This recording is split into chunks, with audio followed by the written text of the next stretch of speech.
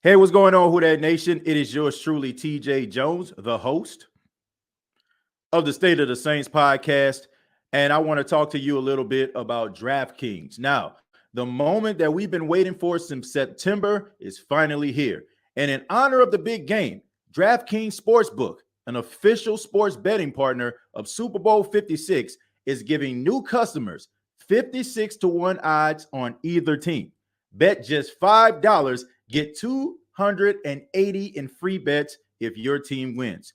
Not a new customer? You can still experience Super Bowl 56 with the same game parlays. Combine multiple bets from the same game for a bigger payout. The more leg you add, the more money you can make. DraftKings is safe, secure, and reliable. Best of all, you can deposit and withdraw your money whenever you want. Download the DraftKings Sportsbook app, use the promo code SOTS, and get 56 to 1 odds on either team. Just bet $5 and get 280 in free bets if your team wins. Once again, that promo code is SOTS at DraftKings Sportsbook, an official sports betting partner of Super Bowl 56. You must be 21 years or older. Virginia only, new customers only. Restrictions apply. See DraftKings.com/sportsbook for details. And if you or someone that you know are dealing with gambling issues, all you have to do is call the hotline 888-532-3500.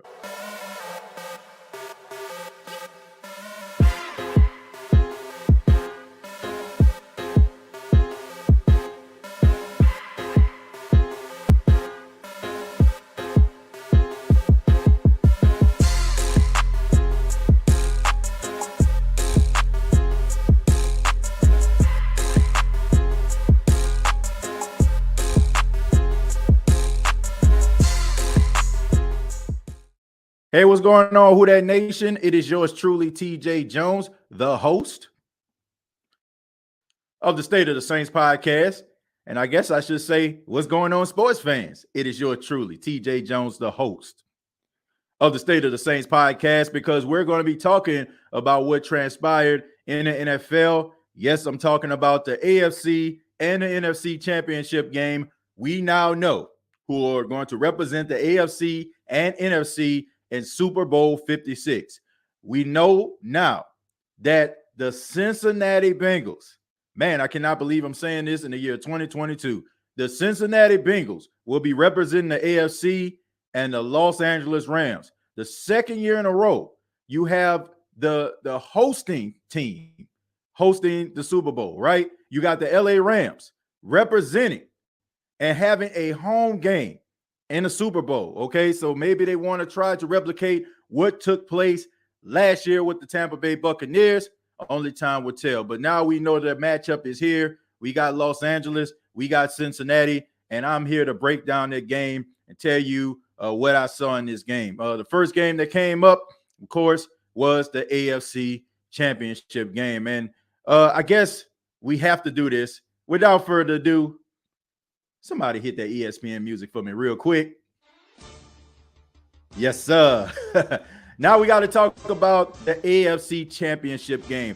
We had the Cincinnati Bengals rolling into Arrowhead to take on the Kansas City Chiefs. Now, there were a lot of people out here that probably thought that the Kansas City Chiefs were going to roll into this game and slap around the Cincinnati Bengals just because, you know, they got into that knockout, drag-out brawl against the Buffalo Bills. And a lot of people left that game feeling that whoever won was going to represent the AFC.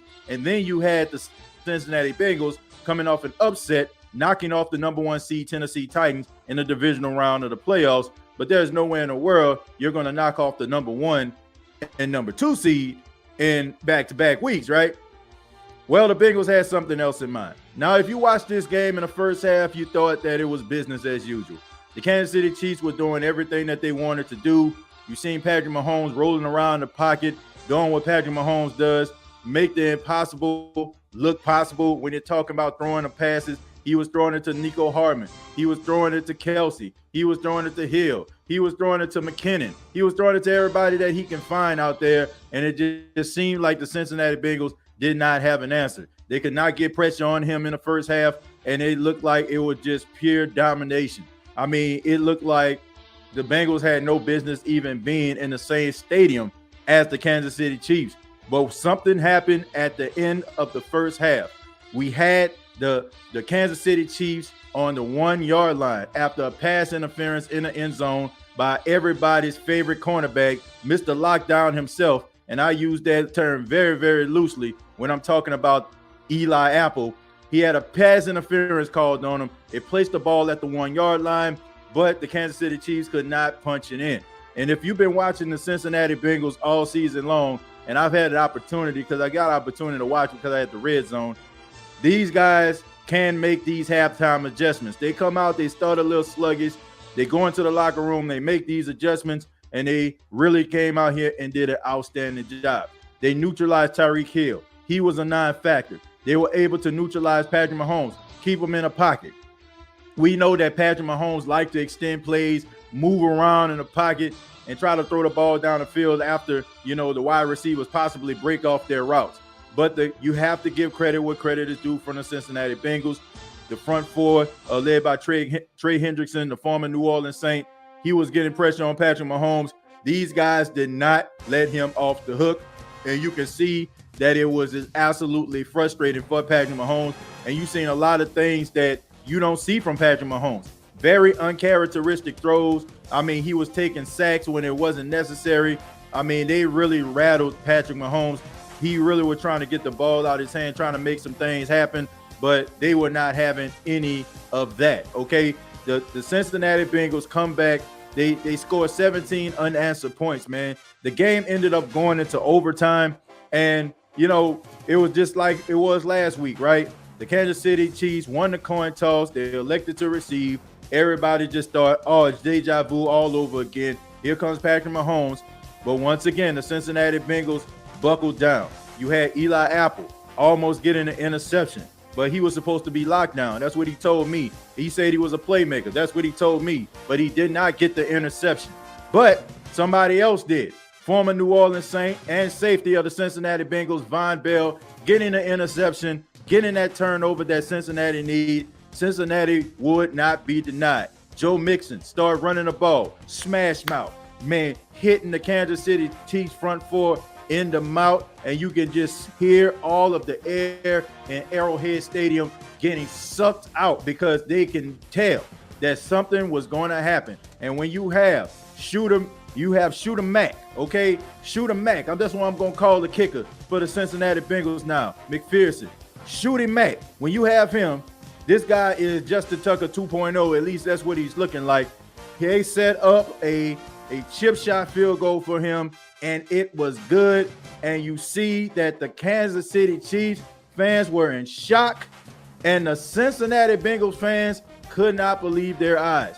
Like they said, when the Saints went to the Super Bowl, pigs have flown, hell is frozen over. The Cincinnati Bengals are in Super Bowl 56. They get the victory by a score of 27-24. Joe Burrow, 23 of 38, 250 yards, 2 touchdowns, had an interception. But Joe Burrow was Joe Cool as usual. He is an unbelievable quarterback, man. A guy only in his second year. You think that he's a 12-year vet. The moment is never too big for him. I mean, it is never a point in time where I just feel like he doesn't feel like his team has a chance. And these guys believe in him. They believe that they can win a game because Joe Burrow is their quarterback. Joe Mixon, 21 carries for 88 yards, being that workhorse, okay, averaging 4.2 yards a carry. Then you have T. Higgins picking up where he left off the last time they played the Kansas City Chiefs. He had 6 catches for 103 yards. He also had a clutch catch on third down that sustained a drive for the Cincinnati Bengals. You had Jamar Chase. He was kind of neutralized. They were trying to make sure that he was a non-factor, but he still got some things done. 6 catches, 54 yards, and a touchdown. Samaje Perine, 3 catches for 43 yards and a touchdown. I mean, this was a group effort, no doubt about it. Sam Hubbard, I mean, he disrupted all second half. I mean, you had to believe that Patrick Mahomes was seeing ghosts in the second half, the pressure that they was getting on him. You also had Trey Hendrickson with a sack and a half. Shouts out to the Cincinnati Bengals. It's always good to see the underdog on top. They are going to be representing the AFC once again in Super Bowl 56. So congratulations to them and their fan base. Shouts out to the former New Orleans Saint Trey Hendrickson, Von Bell, Eli Apple. Go sit your ass down. We don't need you over here. Okay, but congratulations to the rest of the Cincinnati Bengals crew and Joe Burrow, and Jamar Chase, and all the rest of those guys. They deserve it, man. They earned it. And shouts out to them. We'll be back to talk a little bit about the NFC Championship right after this brief message. Just want to take a moment and thank the fine folks at Manscape.com. Manscape.com, the official sponsor of the State of the Saints podcast. It says roses are red, violets are blue. Don't let a wild pube wreck you. Valentine's Day is just around the corner, and our sponsors at Manscaped are here for you with the best tools to get your jewels ready for the special occasion. The V-Day, it's time to join the 4 million men worldwide who trust Manscaped, the leader in below-the-waist grooming, with our exclusive offer. Go to manscaped.com, use that promo code State of Saints. All lowercase letters, that's State of Saints, and you'll save 20% off. I recommend the Lawnmower 4.0 as well as the nose trimmer. They have so many items that you can choose from. Just go to manscaped.com, use their promo code State of Saints. You'll save 20% off. Now let's get back to the show. Now it's time to talk about the NFC Championship game. The NFC Championship game, we saw the battle of the NFC West. We seen the San Francisco 49ers taking on the Los Angeles Rams. And, you know, the San Francisco 49ers were a team that kind of got themselves into the playoffs, you know, by the skin of their teeth, forcing overtime against this same Los Angeles Rams team. The Rams were the ones that created this monster. You know, the Dallas Cowboy fans, the Green Bay Packers fans need to thank the Los Angeles Rams for the San Francisco 49ers being in the playoffs. And you had to believe that this was going to be a physical football game. These two teams do not like each other. You can tell that there is a heated rivalry between these guys, man. They do not care for one another. They want to annihilate one another. And you can tell on the field, man, it was a physical football game. The Los Angeles Rams end up winning this football game, but you have to give credit to the San Francisco 49ers. They fought really hard. You had Jimmy Garoppolo. He made some throws. There were some throws that I feel like Jimmy G needed to have back. Look, I just want to say this about Jimmy G. All right, a lot of people talk about this guy. They talk about he not clutch. They talk about how he can't play. All this dude does is win big games. All he does is go out there and be in the moment, and the moment seems like it's not too big for him. Now, this is the only thing I feel about Jimmy G, all right? Jimmy G does not need to roll to his right and throw the ball, okay? He did not need to roll out to the right and throw the ball, because every time I've watched Jimmy G do this, it has ended in disaster and potential disaster, and it almost happened again today. But you have to give credit to the Los Angeles Rams. They stepped up. Every time that the 49ers seemed like they had a commanding lead, they led by 10 late in the game, but the Los Angeles Rams fought back. Shouts out to Cooper Kupp. All he does is just catch the football. I mean, this dude was just absolutely spectacular. I'm right here. I'm trying to pull up the stats of what happened on today. Yeah, Cooper Kupp was just absolutely incredible, man. I'm looking at this dude's stats right now. 11 catches for 142 yards and 2 touchdowns. And not to mention 6 third-down conversions by Cooper Kupp. 6, okay? This dude is channeling his inner Anquan Bolden. And some of the Saints fans will probably know he was channeling his inner Lance Moore. This dude is undeniable. This guy is one of the best wide receivers in all of football. And Odell Beckham Jr. also stepping up with 9 catches for 113 yards, paying dividends from that trade. Well, not that trade, but that signing, after he was released by the Cleveland Browns. He's stepping up, doing what the Los Angeles Rams expected him to do. And also Kendall Blanton. I mean, you got to give credit to the tight end. Tyler Higbee goes down with a knee injury. He is out of the game. Nobody expected for Kendall Blanton to come in here and make some noise. All he did was just catch clutch catches and kept drives alive. So shouts out to him. taking advantage of the moment. Also, man, want to give a special shout out to Cam Akers dealing, I want to say, with a back injury, if I'm not mistaken, but he still came back into the game with 13 carries and 48 yards. And also the defense, man. The defense, it wasn't their best outing, I must say that. They weren't able to get pressure that much on Jimmy Garoppolo, but when it mattered most, they were able to hurry Jimmy Garoppolo to force that interception in order for them to get the win. Aaron Donald speaking very passionately to his defensive players, talking about what the moment means to him, how he wants to be in the Super Bowl. I mean, you can tell the passion that was coming off the television screen to my home, okay, watching this game, watching Aaron Donald out there on the field, leave it all on the field and expecting greatness from his teammates, and they stepped up, man. They got the 3-point victory. They were able to answer back. There's a lot of unanswered questions when it comes to the San Francisco 49ers. Kyle Shanahan, once again, big moment, okay? Big moment. Got yourself a 10-point lead. It gets squandered. A lot of people know that Kyle Shanahan is an incredible coach. I know he's an incredible coach. I like him a lot, okay? But there are a lot of unanswered questions about this guy being able to finish in big games. We've seen it in the Super Bowl with the Atlanta Falcons when he was the offensive coordinator, right? Giving up that 25-point lead in the Super Bowl, just sitting on it, not being aggressive.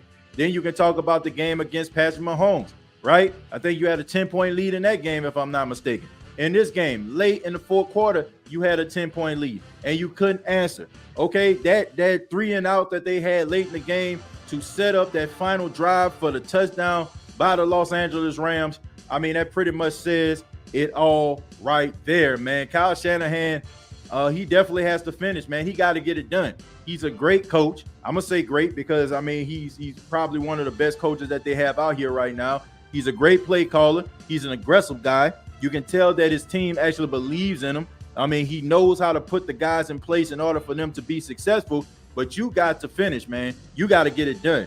Shouts out to guys like Deebo Samuel, okay, been a warrior all postseason long, gets hurt, okay, comes back into the game, limps off the field, teammates carrying him off the field. And you can see at the end of the game when it was all said and done, him on the sidelines, towel over his head, tears in his eyes. Odell Beckham goes over to him and talks to him, man. But this is a guy that leaves it all on the field. I think everybody wish they had 53 Deebo Samuels on their team. They probably would be in a Super Bowl every year. So shouts out to that brother. I mean, just an outstanding effort. I mean, he has nothing to hang his head in shame about. This team basically was carried by his momentum.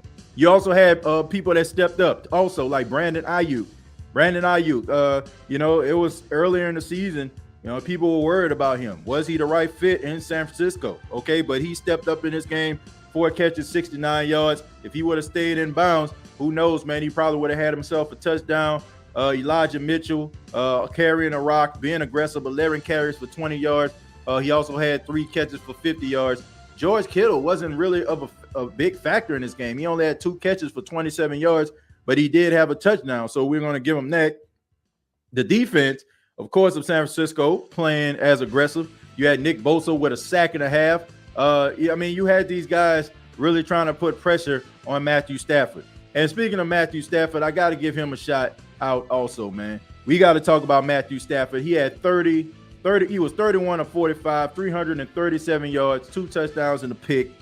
Look, people have said a lot of things about Matthew Stafford. They talk about how he never won a playoff game. They talk about how he never won a big one. But a lot of people aren't talking about the fact that Matthew Stafford played in a train wreck of an organization called the Detroit Lions. The Detroit Lions are a train wreck. They are an embarrassment. They're one of the worst franchises in all the NFL. I apologize, Detroit, but it is what it is. These guys just cannot get over the hump. I don't know if it's the ownership. I don't know what it is, man. But everybody that I talk to, anything that I hear talks about the culture of the Detroit Lions and how bad it is. And I don't think a lot of people are really talking and discussing how Matthew Stafford for 12 years of his career was in that environment. And this is also a prime example is when you get a talented guy, okay? When you take a talented guy and you put him in a winning culture and he has the tools and he can make all the throws, This is what happens, okay? You can win with guys like Matthew Stafford. Saints fans, in my opinion, you can win. We can win with a guy like Jameis Winston. If you put a guy in a winning environment, he can thrive, okay? You can win with that. So, Matthew Stafford, congratulations to him. It's been a long road. They showed his wife in the press box. She was emotional. She was hugging everybody. I mean, you can tell the excitement that she had for Matthew Stafford. I was excited for him because I'm a big fan of Matthew Stafford, man. I'm glad that he's succeeding on a high level, and I'm glad he's getting this opportunity to be in the Super Bowl. Once again, the Los Angeles Rams win this game by a score of 20-17. They are the second team in NFL history to go to the Super Bowl and have it in their home stadium, man. So we've seen this in back-to-back years. I mean, it was about 54 years before we actually saw this happen. And now in back-to-back years, we see teams, playing the Super Bowl in their home stadium. So congratulations to the Los Angeles Rams. Not a big fan of the Rams. I feel like if the Rams would have did this earlier, in week 18, then my team, the New Orleans Saints, would be in it. But it is what it is, man. Both of these teams fought hard. Matter of fact, all four of these teams, AFC and NFC, both of these teams fought hard. This was one of the greatest, if not the greatest playoffs I have ever seen in my 35 years of living. Every game was competitive. There's not one game, for the exception of maybe the Philadelphia Eagles. And, I'll say about the Philadelphia Eagles, where you felt like the team just did not belong in the playoffs, okay? I mean, I guess you can – not even the Patriots, okay? The Patriots played pretty tough, even though they got smacked around by the Buffalo Bills. But there weren't many teams that you've seen as like, man, they don't deserve to be here. And especially in a divisional round. You felt that the right teams were playing one another in the divisional rounds, and it was right. And you can tell that it trickled over to the NFC and AFC Championship game. So if you're an NFL fan or even a casual fan, I know that you got your money's worth from this playoffs. And I know the NFL has to be extremely excited at the product that they put out there on the field this year. One thing I will say, what I liked the fact that the refs weren't too involved in the AFC and NFC Championship game. They let them play. You didn't see too much controversy. I like that kind of stuff, okay? There were plays that probably could have been called, in a regular season, but I like the fact that they let these guys be aggressive. They didn't allow themselves to be a part of the game. They didn't allow themselves to be a part of the narrative for the first time, and I don't know how long in a big game. But if they can continue to be like that, I don't think anybody would have a problem with them. But still, this was one of the best playoffs, if not the greatest playoffs I have ever seen. All right. So congratulations to the Los Angeles Rams and the Cincinnati Bengals.